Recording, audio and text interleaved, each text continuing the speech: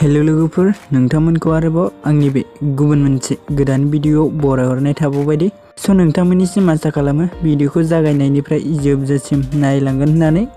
actually नोंथांमोन बेबायदिनो बर'नि फैनो गोनां गोबां आबुं सावथुन आरो बर' एलबाम्सफोरनि बागै मोनथिबाय थानो थाखाय नोंथांमोना गिबियावनो आंनि गोदान चेनेलखौ साबस्क्राइब खालामना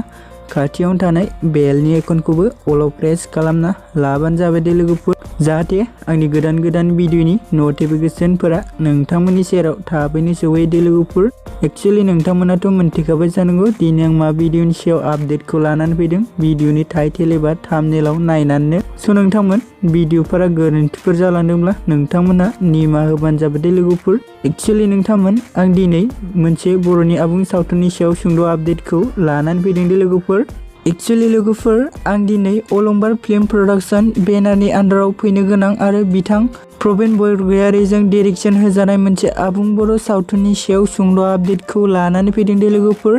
एक्चुअली नोंथांमोन बे आबुं बर' सावथुननि टाइटेलानो जाहैबाय जोहोलाव जांगिला दे लोगोफोर स' नोंथांमोना भिडिअखौ नायनो इन्टारेस्टेड बा नायलांबाय थाबानो जाबाय दे लोगोफोर एक्चुअली नोंथांमोनाथ' मोनथिखायोआनो जानांगौ जोंनि बिथां प्रबिन बरगयारीजों डाइरेक्शन होजानाय आबुं सावथुनफोरा माबायदि जायो होननानै स' नोंथांमोनखौ आसा खालामो बिथांनि फैनो गोनां जोहोलाव जांगिला आबुं बर' सावथुनखौ नोंथांमोना अनसायगोन होननानै एक्चुअली लोगोफोर जों बे जोहोलाव जांगिला आबुं बर' सावथुनाव बर'नि गोबां गोजाम आरो गोदान आर्टिस्टफोरनि फाव खालामनायखौ नुनो मोनदों दे लोगोफोर एक्चुअली लोगोफोर जों बे आबुं बर' सावथुनाव गुबैयै फाव खालामनायखौ नुनो मोनदों अलंबार गयारी पुजा बर' पाम्पुली गयारी आरो प्रबिन गयारी दे लोगोफोर स' नोंथांमोन बिथांमोनजों लोगोसे जों बेयाव गोबां फाव खालामनायखौबो नुनो मोनबावदों दे लोगोफोर स' नोंथांमोन दिनैनि सुंद' आपडेटआ बेखिनियानोमोन दे लोगोफोर भिडिअखौ जुदि नायनानै मोजां मोनदों अन्नानै चेनेलखौ साबस्क्राइब भिडिअखौ लाइक आरो कमेन्ट खालामनो दाबाव दे लोगोफोर